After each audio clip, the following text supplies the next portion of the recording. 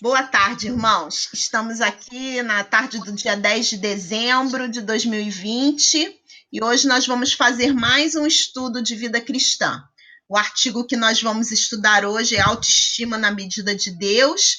Nós convidamos a nossa irmã Elza para estar conosco aqui. E antes de nós começarmos, eu vou pedir ao presbítero Sérgio que esteja orando ao Senhor, pedindo a Deus a sua bênção sobre o nosso estudo dessa tarde.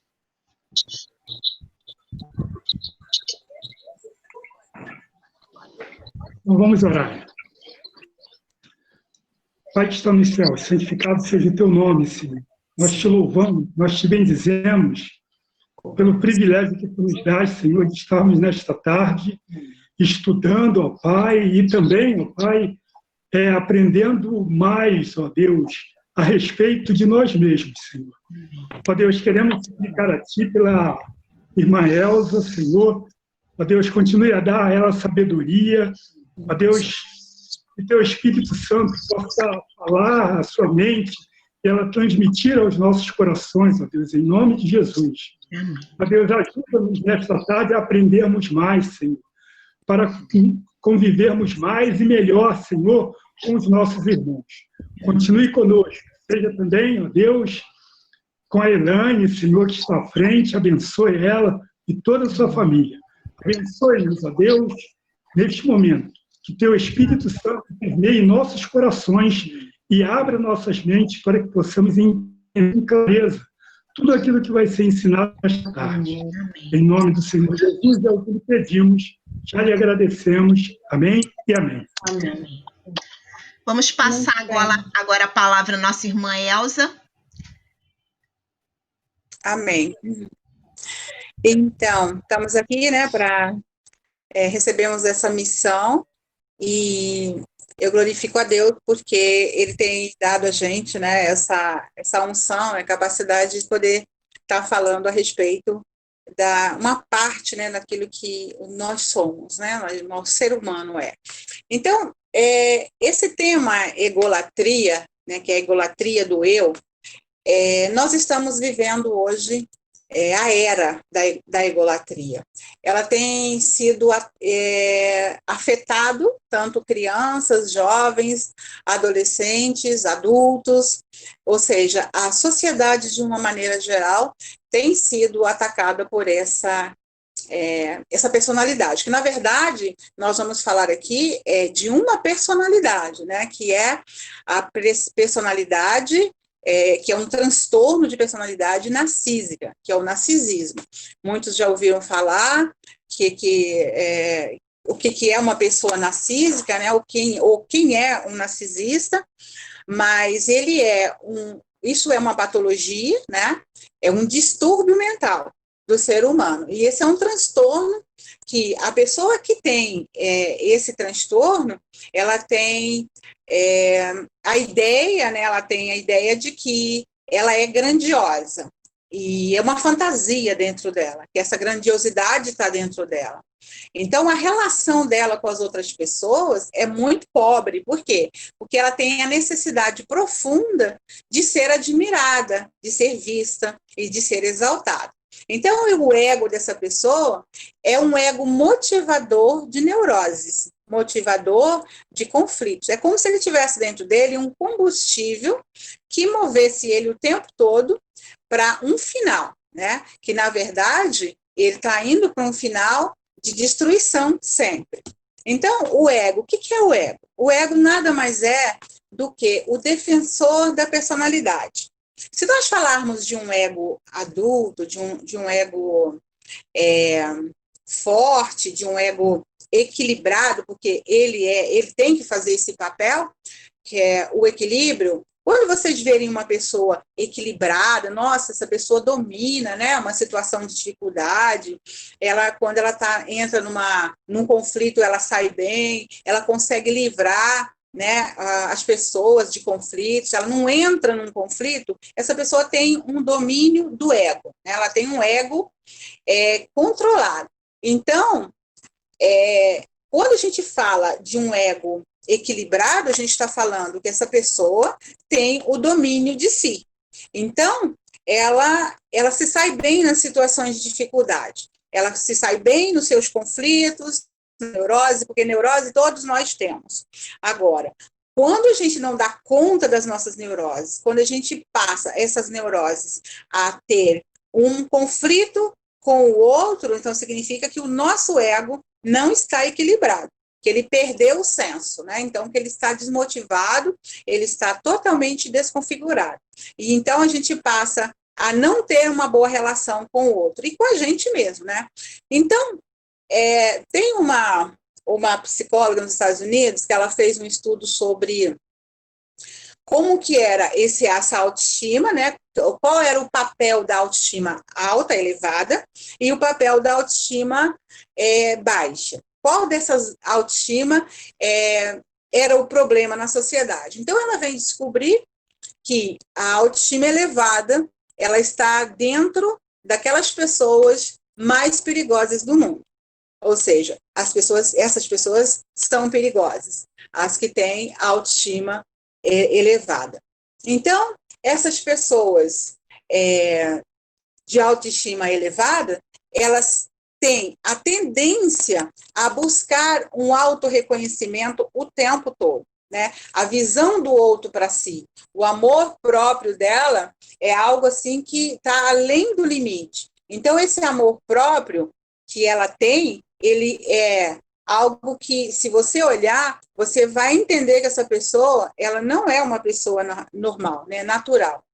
Quando a gente leva para as características dessa pessoa que tem o ego fragmentado, na verdade, então, esse ego humano caído, né, que é o contexto aqui que está pedindo, né, do estudo que vocês mandaram, então, fala-se de um ego caído, né, desestruturado, e o apóstolo Paulo, quando ele fala em 1 Coríntios, capítulo 4, versículo 6, ele vai falar da relação dessa pessoa desaprovando o relacionamento dela com o outro. Ele fala assim, olha só, 1 Coríntios 4, versículo 6, ele diz assim: essas coisas, irmãos, apliquei-as figuradamente a mim, mesmo o Apolo, por vossa causa, para que por nosso exemplo aprendais isso. Não ultrapasseis o que está escrito, a fim de que ninguém se ensorbebeça a favor de um detrimento do outro. Pois, quem é que te faz sobressair? E quem és tu que não tenhas recebido? E o se recebeste porque te vanglorias. Aqui ele está falando claramente da vanglória do homem, né? Porque tem alguma coisa que ele recebeu, e por ter recebido, ele se vangloria daquilo que ele recebeu. Então, havia um pleito aqui, né, uma briga entre eu sou disso, eu sou daquilo, eu prefiro fulano, eu prefiro ciclano, porque sucano é melhor, porque fala melhor do que o outro. Então, havia uma divisão entre irmãos, que gostavam de apegar a figura humana, né, a figura do outro. Então, ao invés deles terem uma relação boa com esses irmãos bacana, né, porque eles tinham um conhecimento, eles estavam ensinando boas coisas a respeito de Jesus, então o que eles faziam? Eles estavam se dividindo, buscando a glória para certas pessoas com o orgulho. Então, quando o apóstolo Paulo vai falar do orgulho, ele vai dizer que o orgulho, na verdade, é o problema do ego deles. É o problema do ser humano. Então, quando ele usa isso, ele vai falar que esse homem, esse ser humano, está inflado, ele está cheio de si. E esse inflar é o ego, né? Quando o ego passa além do limite. Então, ególatra. O que é ególatra? Vamos pensar. Nós vamos ver o significado, né? E a origem. Então, se nós olharmos para o homem como ególatra, nós vamos ver que esse homem é ego, né? Eu, egoísta, né?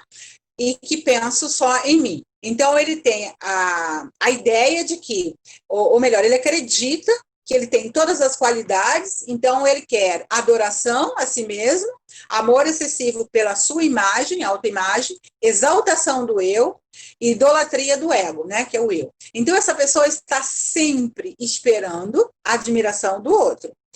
tudo que ela faz é em prol dessa admiração. São pessoas que se mostram, né, num padrão predominante de grandeza. E essa necessidade que ela tem do outro, de ser vista pelo outro, é o que faz ela viver, é o que dá motivação, é o combustível dela para ela viver. Então, a função do ego, como a gente já falou, é manter o equilíbrio, né? O nosso equilíbrio emocional, equilíbrio mental, o nosso ego funciona como um equilibrista, né, da nossa psique. E como o ego forte dessa pessoa não é equilibrado, então o que ela faz? Ela desconstrói essa relação dela com o outro.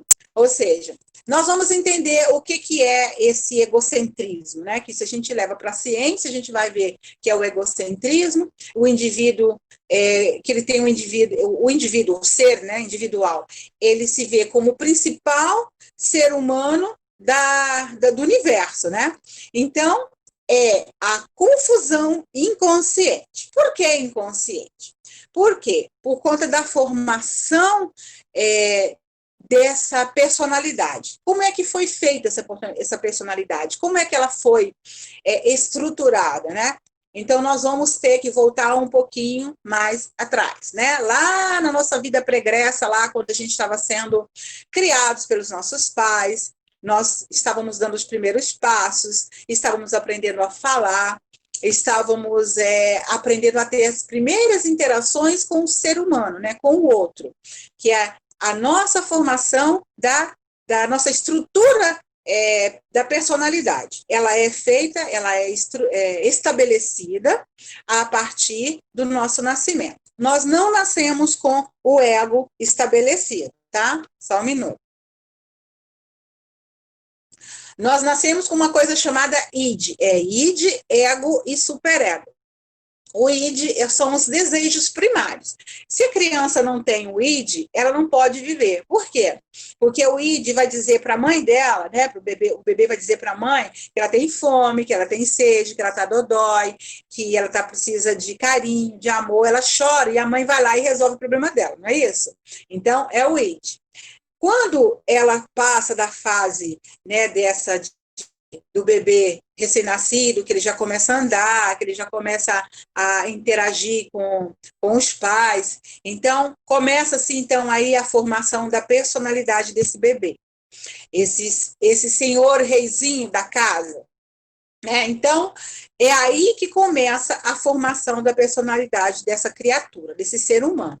Agora, vai depender de como esse sujeito, né, esse sujeitinho, começa a ser tratado.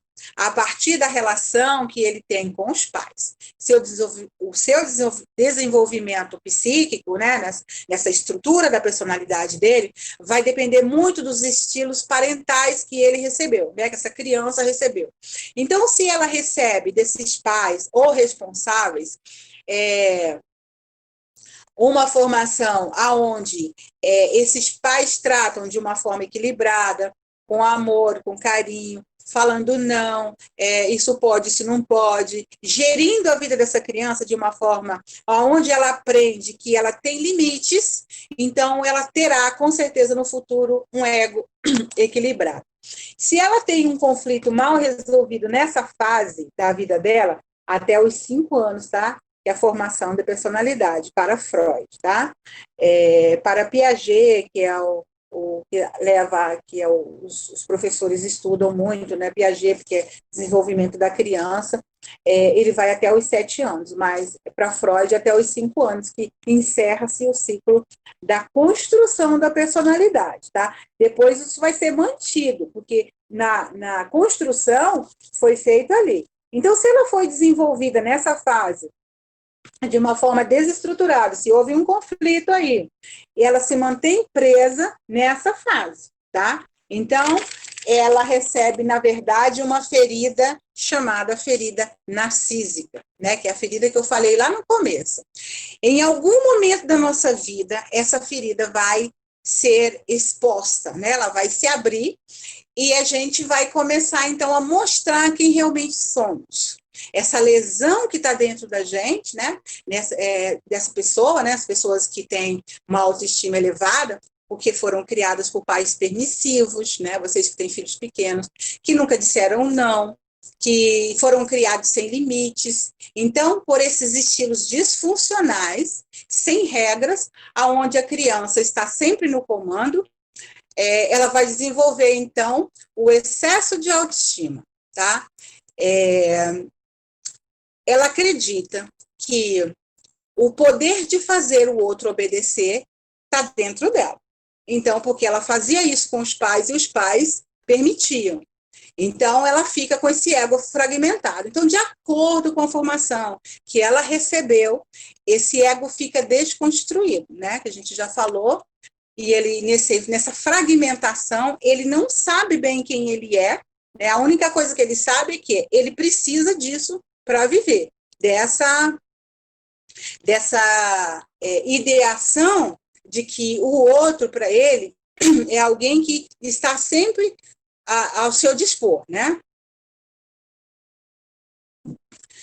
De acordo com essa formação que ele recebeu, ele pode tanto ter um ego desconstruído, inflado, elevado, né, autoestima elevada, ou ele também pode ter um ego onde ele tem uma autoestima muito baixa e que vai levar para o lado da autocomiseração.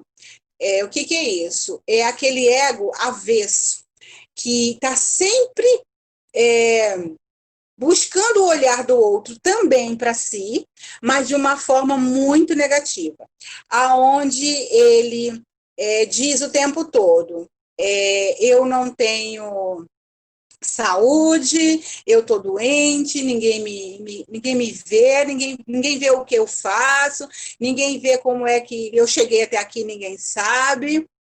O mundo também gira em torno dele, das duas formas, tanto o egocentrismo, né, do auto-ego elevado, né, ou o vitimista, né, que esse é o vitimista, é aquele que está sempre fazendo o papel da vítima. Só ele sofre, mas ninguém sofre. Então, das duas formas, ele está trazendo para si o olhar. E as duas formas são, a gente pode dizer que ele tem o narcisismo dentro dele, o narcisismo avesso, né, que é o pobre coitado, e o narcisista reizinho, imperador, né, o grandioso. Então, essa autoestima é um dos temas mais falados, e não é à toa que a gente associa essa palavra ao amor relacionado com o corpo, né, com a estética, com esse visual, né, que a gente vê muito na internet, que as pessoas precisam disso para sobreviver, né, nas mídias, nas redes sociais, a roupa da marca, a maquiagem, e existe um movimento da autoestima que ensina que a salvação deve levar à autoglorificação e à vanglória desse homem. Então, eles dizem que nós precisamos de uma teologia da salvação, que comece e termine com o reconhecimento e glória de cada um. Isso é um movimento, tá? Não sei se vocês já viram sobre isso, vocês já se inteiraram, já leram, mas é um movimento que está aí todo o tempo. Então, a autoestima elevada, estou mexendo aqui, a autoestima elevada, ela vai levar esse homem à rejeição a Deus, que é a coisa mais grave do ego, né? Que o ególatra, né, ou a egolatria, o apóstolo Paulo diz lá em 2 Timóteo, capítulo 3, versículo 1, ele diz assim, que nos últimos tempos virão homens, né, sobrevirão tempos em que haverá homens, né, que serão... Alguém pode fechar o microfone, por favor? Já fechei, já. Pode continuar. Então, haverão homens que virão, né, sobrevirão tempos, nesses tempos que nós estamos vivendo, tenho certeza disso, né, e que esses homens serão egoístas, né, traço do narcisista, tá? egoístas, avarentos, jactanciosos, né? Jactanciosos o que é o jactancioso? Ele é arrogante, que tem uma opinião alta sobre si mesmo, ele é vaidoso, orgulhoso e outras coisas. Tudo dentro dele. Ele é blasfemador, desobediente aos pais, ingratos, irreverentes, desafeiçoados, implacáveis, caluniadores, sem domínio de si. Olha o ego aí de novo. O que é o ego fragmentado? Ele não tem o domínio de si. Ele está sempre querendo dominar o tempo todo. Então, ele não se domina. Ele vive em busca, né, de algo mais. E percebem que esses que exibem, né, essa egolatria, eles têm forma de piedade, eles colocam uma maquiagem de lobo em pele de cordeiro, mas negam o poder transformador do evangelho. Então, quando a gente vai, se eu fizer uma pergunta para vocês, Jesus em algum momento pediu ou mandou, ou tem um versículo que diz que nós devemos amar, nos amarmos o tempo todo, sem exceção, que nós devemos ter esse amor, né, sobrenatural por nós? Eu sei que quem conhece a Bíblia vai dizer que não. Por quê? A ordem de Jesus em Mateus 22, 37, 40 qual que é o versículo? O que diz lá? Né? Ele diz, né? O mandamento é este, amar a Deus sobre todas as coisas, né? Com pensamento, com atitude, amar a Deus em todo o tempo, em primeiro lugar. E o segundo maior mandamento, né, é o complemento desse. O que é o segundo maior? Amar ao próximo como a ti mesmo. Agora eu pergunto, quem pode amar o próximo como a ti mesmo se ele não consegue se amar de uma maneira adequada? E se ele não ama Deus acima de tudo? Porque a pessoa que está nesse nível de adoração a si, ele não vai amar a Deus, em primeiro lugar, e ele não vai amar ao próximo, como a si mesmo, porque ele está em primeiro plano, percebe? O ego dele é tão alto, tão elevado, que ele está sempre em primeiro plano. Então, esse primeiro plano, para ele, não engloba mais ninguém, né? Não permite a entrada de outra pessoa, que é o quê? O egocentrismo, eu no centro, que é o humanismo, né? O que é o humanismo?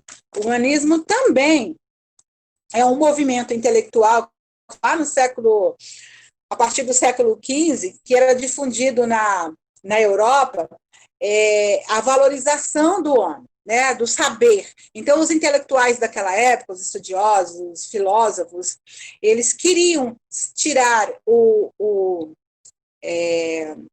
julgo, né, que a igreja fazia sobre o ser humano, que é a igreja que dominava tudo. A gente está falando da igreja católica, tá? Então, ela dominava toda a sociedade. Então, ela era a lei. Então, eles fizeram novas leis. Nós vamos fazer novas leis, né? Então, eles colocaram um conjunto de doutrinas que coloca o ser humano, a figura do ser humano no centro, né? Ou seja, o humanismo, o centro da valorização do homem. Então, o que acontece? Quando eu me coloco nesse centro da valorização do ser humano, eu me coloco acima de Deus. Então, todo ser humano, ele tem um conhecimento mínimo de Deus. E, apesar disso, não glorificaram como Deus. Eles, então, rejeitaram a Deus e ficaram insensatos. É o que diz o texto ali de 1 Timóteo, né? Perdão, de 2 Timóteo 3. Então, eles pensam que são sábios, mas são loucos. Ou seja, eles têm uma autoestima tão elevada, mas eles não veem, né, o poder supremo de Deus. Eles só veem a si mesmos. Então, eles vivem como se eles fossem, todo o tempo, o centro da atenção. Quando alguém, isso é muito importante, tá? Quando alguém não adora a Deus, né, o espaço vazio dessa adoração busca um sujeito para ser adorado, né? Busca um objeto. Então, ele vai buscar quem, no caso, o narcisista? Vai buscar a si mesmo, a si próprio, né? O ególatra. Ele precisa ser adorado, ele precisa desse lugar de Deus. Então, a glória de Deus é transferida para quem? Para ele, para esse ídolo. E o apóstolo Paulo vai falar isso, né? Que a glória, então, passou a ser deles, né? Então, a semelhança da imagem da criatura, eles se tornaram adorados, né? Que a criatura, quem é? A criatura somos nós, criados à semelhança, né, e imagem de Deus. E eles passaram, então, a fazer isso. E por consequência disso, né, o apóstolo Paulo falando, ele diz, Deus entregou a imundície, entregou, né, a causa delas aos seus próprios desejos. Então, a verdade de Deus passou, né, a ser anulada, e a mentira deles, então, é o resultado fatal, né, que é a idolatria. Alguma pergunta? Não? Tá tudo bem? Então, o primeiro ídolo, né, em 2 Timóteo 3:1, o primeiro ídolo que citado no texto é o próprio ser humano. Nós vimos claramente o que diz o texto, né? O próprio ser humano, o eu, né, no centro, a idolatria, é o avaro, né, avarento, né? Aquele que é o egoísta, aquele que está sempre na centralização de tudo. Então, os seres humanos são criados por Deus, são tão loucos e obscurecidos, né, pelo pecado, que adoram a si mesmos. Então, nessa adoração, nesse egocentrismo, tem sido a forma de iniquidade mais visual do esfriamento, né, do amor. Aí eu pergunto, como é que Deus tem olhado para esse povo que se diz seu, né, que constroem templos, que no seu nome, né, no nome de Deus, que atraem pessoas a esses templos, que lotam esses templos, e tudo isso no nome dele. Mas se apresentam à multidão, mas apresentam a si mesmos, né? Não apresentam a Deus. Então, esse templo, na verdade, que está adornado, que está luxuoso e que se encontram assentados, na verdade, nos lugares de honra, lá está o ego, sentado lá, querendo adoração. E com ele, as suas crias. Quem são as suas crias? O orgulho, a prepotência, a arrogância, né, a vaidade, a soberba e tudo aquilo que alimenta o ego dessas pessoas. Então, a egolatria, ela enche, né, esses templos, né, o ególatra enche esses templos, enche daquilo que é o que eles querem para si, da vanglória. Então, se a gente observar, é claro que a gente vai ver que essa egolatria enche, na verdade, de tristeza o coração de Deus e vai impedir com que ele entre nesse lugar, né? Em Mateus 22, 37, 40, disse Jesus, amarás o Senhor teu Deus de todo o teu coração, de toda a tua alma e de todo o teu pensamento. Esse é o primeiro maior mandamento. O segundo é, ama ao próximo como a ti mesmo. O segundo maior, ama ao próximo como a ti mesmo. Agora, uma pessoa que está nesse nível, ela jamais vai amar o próximo. Então, a ênfase no Novo Testamento não é a autoestima, mas a autonegação. Isso ocorre 6 vezes nos evangelhos, mas o conceito de negação, ele está em toda a Bíblia. Em Mateus 16, 24, a gente vai ver, deixa eu ver aqui, Mateus 16,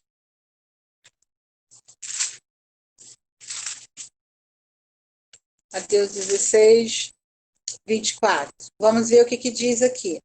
Então disse Jesus aos seus discípulos, se alguém quer vir após mim, negue-se a si mesmo, tome a sua cruz e siga-me. Lá em Lucas 9, 23, diz assim, um versículo que é é o mesmo versículo, mas escrito de uma forma diferente, porque o Lucas tem uma visão diferente, e ele escreve assim, aquele que quer, né, me seguir, precisa a cada dia carregar a sua cruz. Aquele que perder a sua vida por mim, né, precisa negar-se a si mesmo. Negue-se a si mesmo, então você vai poder me seguir. Então, Jesus, é uma proposta de Jesus para o homem. O que ele diz sobre o eu? Ele diz, negue-se, né? Negue-se a si mesmo.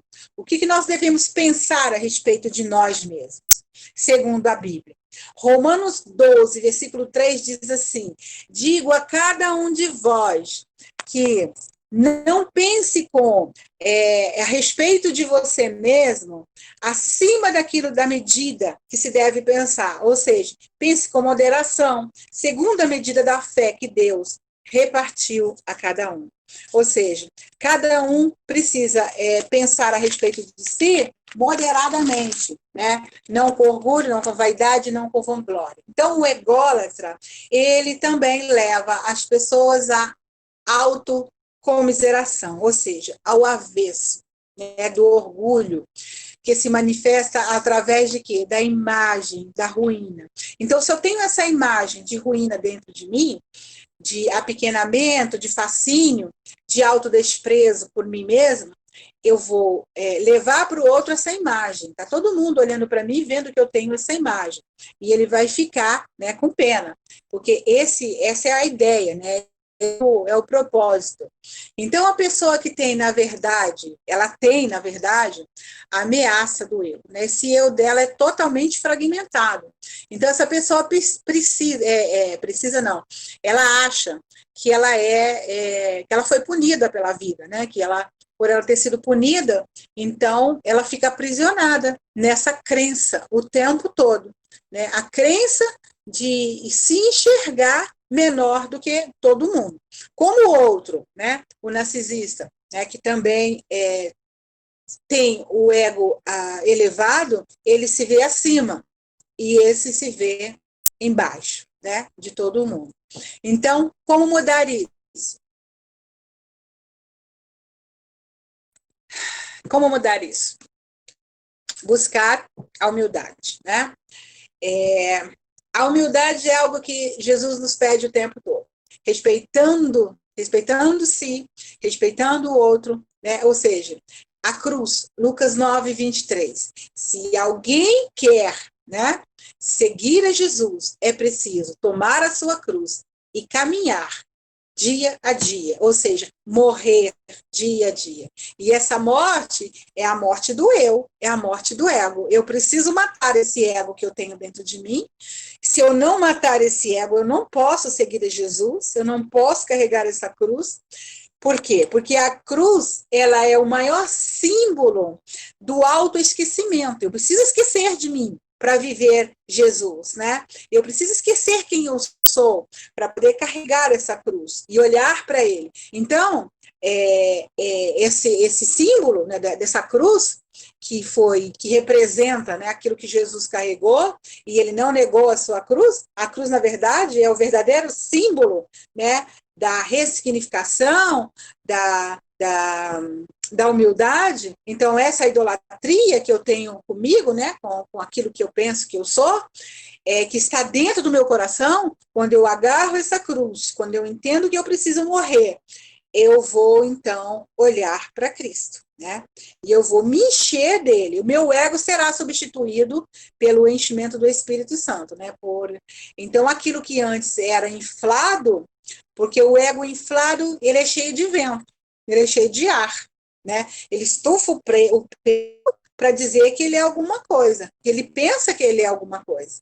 Mas quando ele se enche de Cristo, ele então se esvazia de si. E aí ele já não é mais, ele já não se sente mais assim.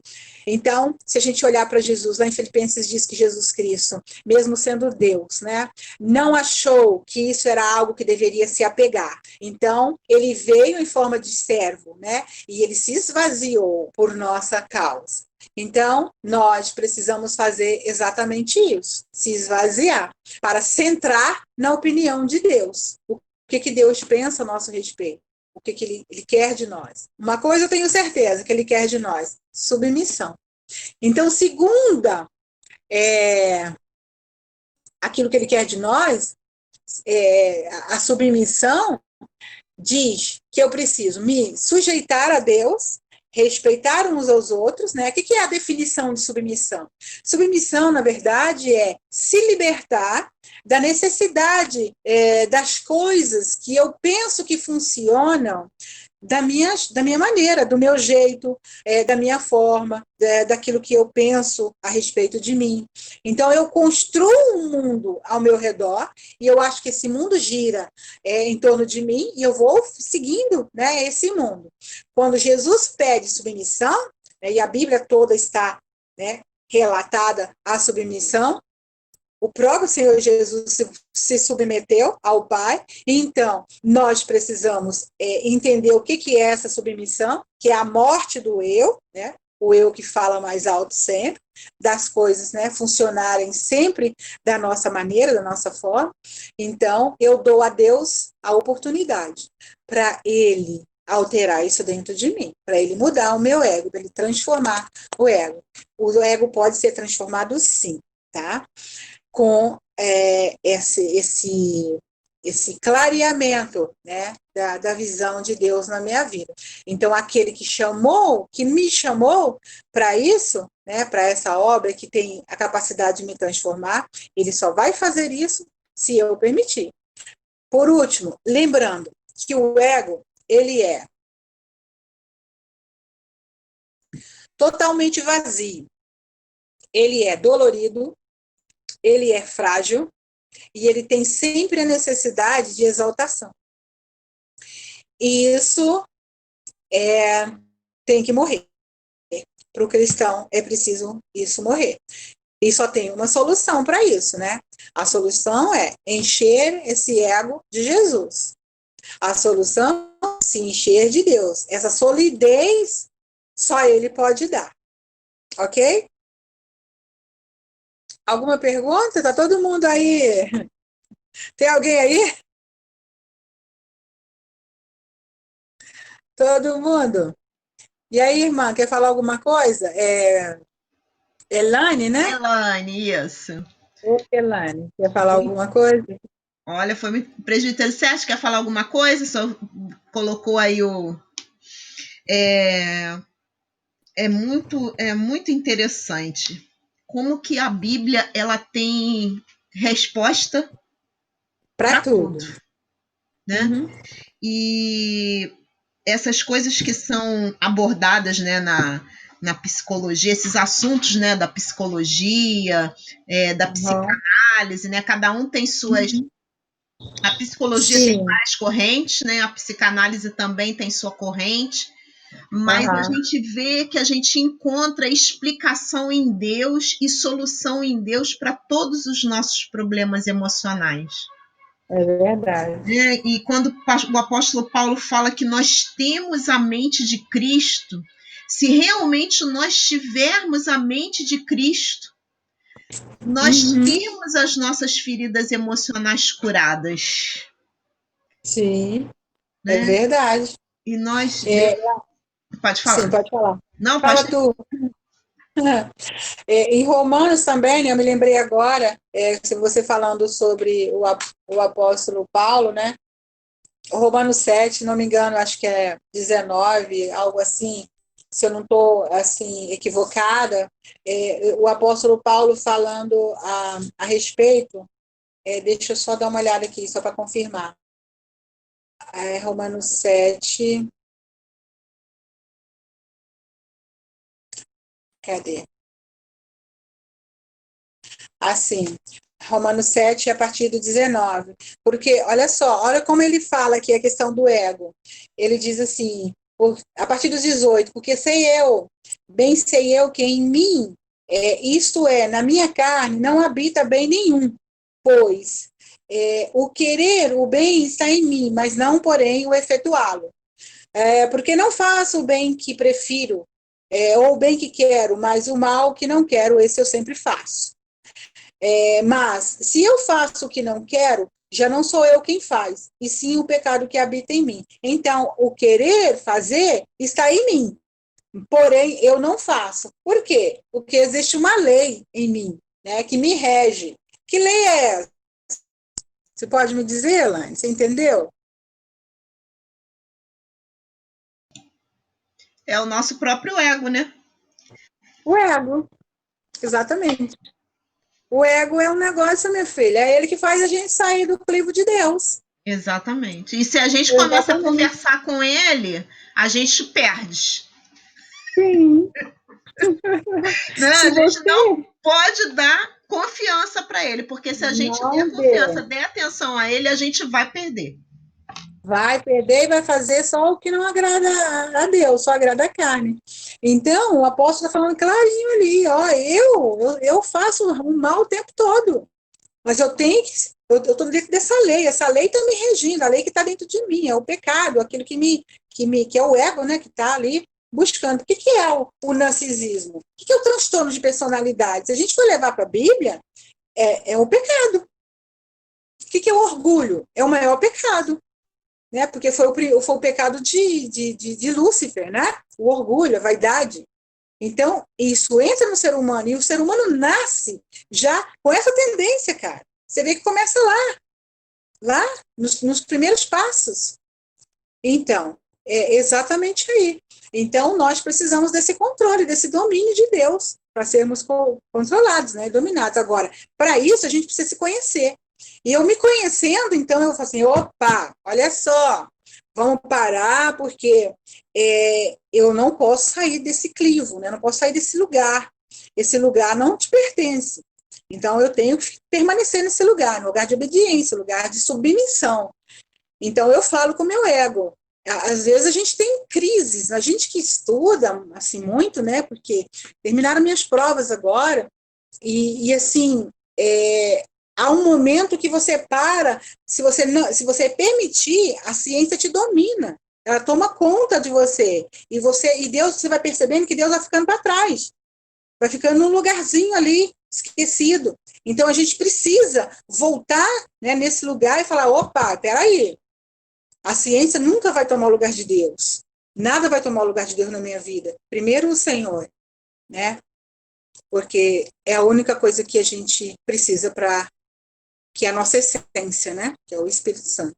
Então, se a gente não pegar esse ego, colocar ele no crivo de Deus e falar assim, opa, toma aqui, ó, você não me domina. Eu tenho que aprender a te dominar. Né? Então, o que é o transtorno de personalidade narcísica? É o descontrole do ego. Nada mais do que isso. Ok? Ok. Mais algum irmão quer falar alguma coisa? Quer fazer uma pergunta para a nossa irmã Elza?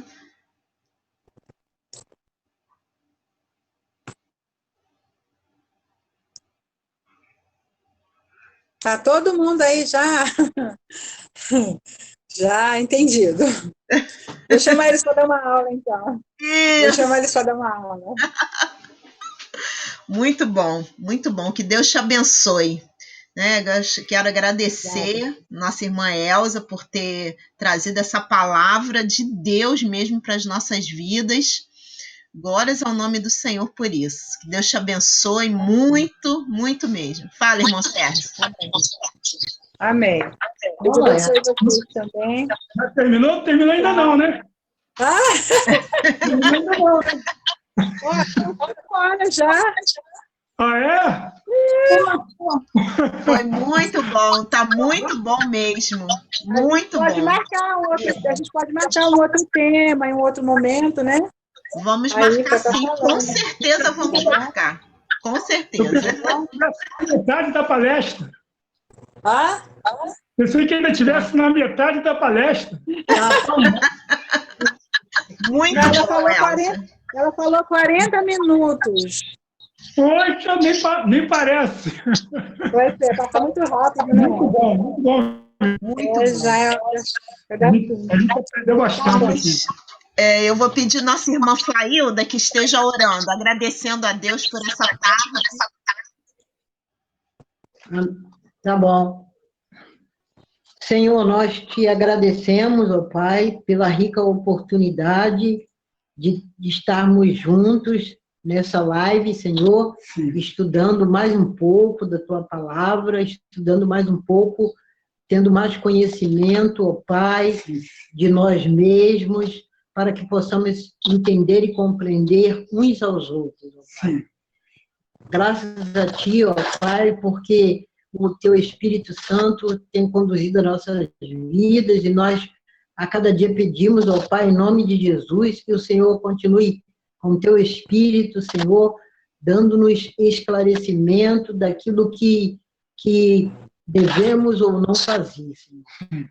Obrigado, Deus, porque quando nós colocamos a nossa vida no Teu controle, mesmo que às vezes tentamos fugir, mas o Senhor, o Teu Espírito Santo, nos traz à memória aquilo que realmente pode nos dar esperança. E só temos esperança em Ti, Senhor. Nós te agradecemos, ó Pai, pela vida da nossa irmã Elza, Senhor, missionária Elza, que Tu continues ajudando a Tua serva, usando a Tua serva, ajude a ela na sua faculdade, no seu estudo, naquilo que ela já está desenvolvendo, no tocante a ajudar outras pessoas no tratamento, ó Pai, de problemas, ó Pai, que o Senhor continue usando a Tua serva. E, acima de tudo, Senhor, sabemos que há profissionais que não são Teus servos, e às vezes olha mais para o lado científico, mas te damos glórias a Ti, porque ela e outras pessoas, e outros irmãos,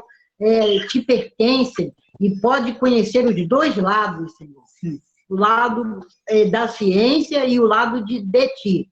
Que Tu continues usando a Tua serva, abençoando a Tua filha, abençoando a sua casa, o pastor Alexandre, o Alejandro, a Rebeca, abençoando os estudos, abençoando as atividades que ela tem como profissional, como mãe, como mulher, Senhor.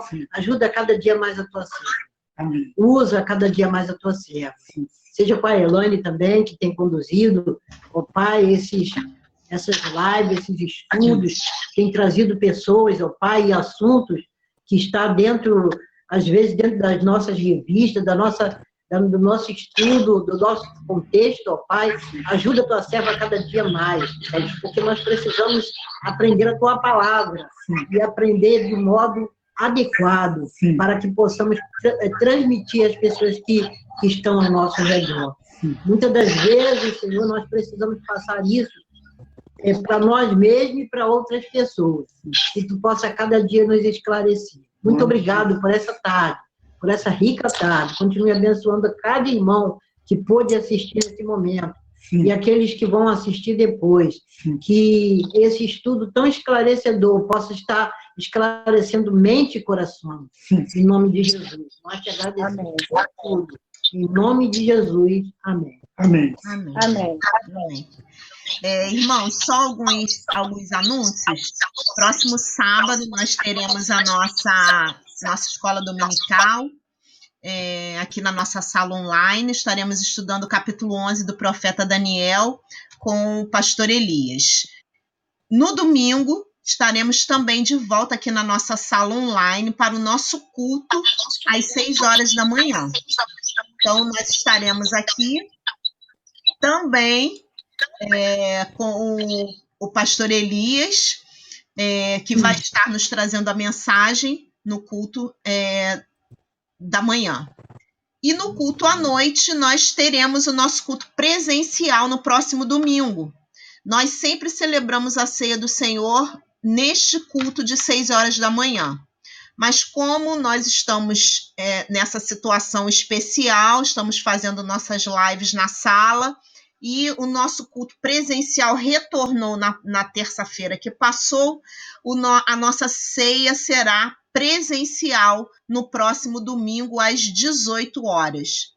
Os irmãos que puderem, que estiverem em condições, né, fora das restrições de estarem na igreja, estejam presentes. E aos irmãos que vão acompanhar a transmissão ao vivo, preparem os elementos da ceia, que o pão, o suco de uva, para que no momento que o pastor for celebrar a ceia do Senhor, todos os irmãos que estão em casa assistindo também possam participar, tá bom? Então, eu agradeço aos irmãos, mais uma vez, agradeço a nossa irmã Elza, que Deus abençoe, derrame sobre você a sua graça. Ela quer falar. Eu gostaria de estar lembrando que no sábado, pela manhã, às 9 horas, nós vamos ter um vídeo de confraternização das federações de homens e de mulheres, às 9 horas da manhã no sábado. Tá bom, então. Ok, irmãos. Deus abençoe os irmãos. Até a nossa próxima sala. Amém. Tchau.